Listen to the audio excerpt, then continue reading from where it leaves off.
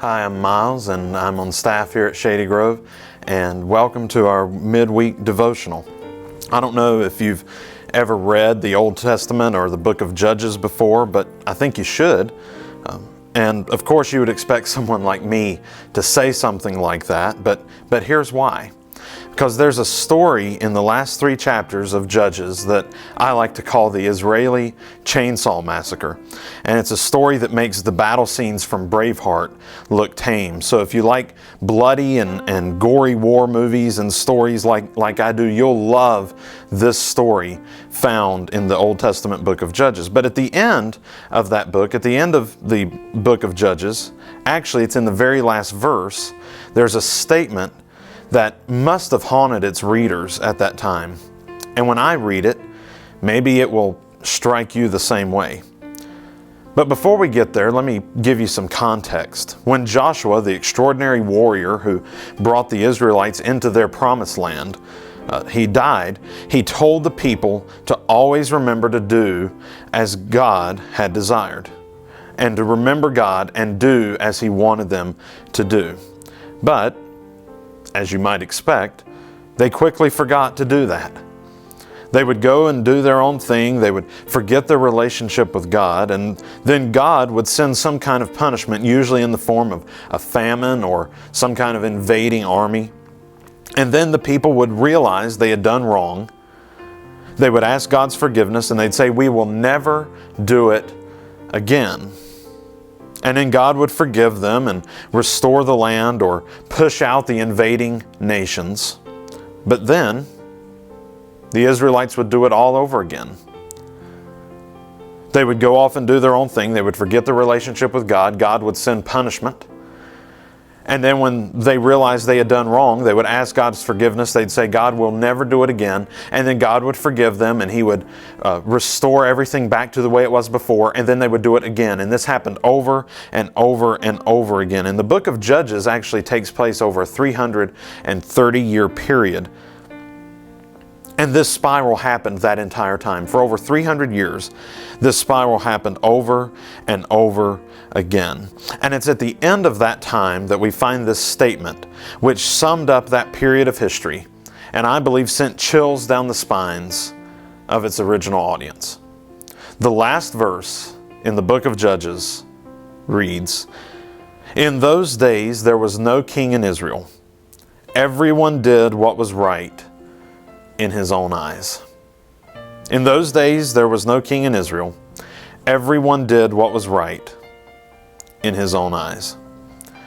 Now, I don't know about you, but that kind of sounds like the world in which we find ourselves now, doesn't it? Everybody has an opinion. Everybody has to put in their 2 cents. Everyone does what seems right to them with no regard to how it affects anyone else. And that was the way the world worked over 3,000 years ago when this was written. But of course, we can instantly see the problem. When everyone's using a different compass, everyone will go in different directions. When everyone uses a different compass, everyone goes in different directions. And while that may not be a bad thing in some ways, in some areas of life, that may actually be a good thing. But it's a horrible thing when it comes to those of us who call ourselves Jesus followers. For those of us in that camp, our compass, our roadmap, our GPS, if you want to call it that, is Jesus. And when we forget to follow His lead and to travel in His direction, we will always end up in a mess. Imagine trying to follow a GPS that doesn't know the difference between north, south, east, or west. You'll end up somewhere, but probably not where you wanted to be. So what are we to do with this? What does this mean for us?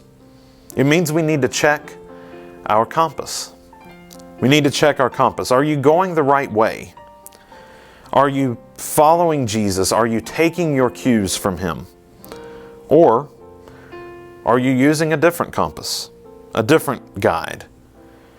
If you're skeptical about the whole following Jesus thing, I totally understand that. But let me tell you something. No one who has ever followed Jesus said they went the wrong way. No one who has used Jesus as their compass has ever said they ended up worse than where they started. And I'm convinced that following Jesus makes everything better. But imagine if we all did this. What if we were all to check our compass? What if we all, as followers of Jesus, ensured we're using the same compass? I can't help but think that on the things that matter most, we'd be unified. Imagine if we gave up what was right in our own eyes. What if we gave up on doing it our own way? What if we paused our agendas and doing what's right in our own eyes and instead did what's right in God's eyes? Imagine how much better everything would be if we as Christians and followers of Jesus used that same compass. Again, the last verse in the book of Judges says, "In those days there was no king in Israel." Everyone had forgotten who God was. Everyone had forgotten their relationship with God. In those days there was no king in Israel. Everyone did what was right in his own eyes. And let's make sure that's not true of us. Hey, thank you so much for joining us for our midweek devotional this week. I'm Myles. I'm on staff at Shady Grove, and we hope to see you soon.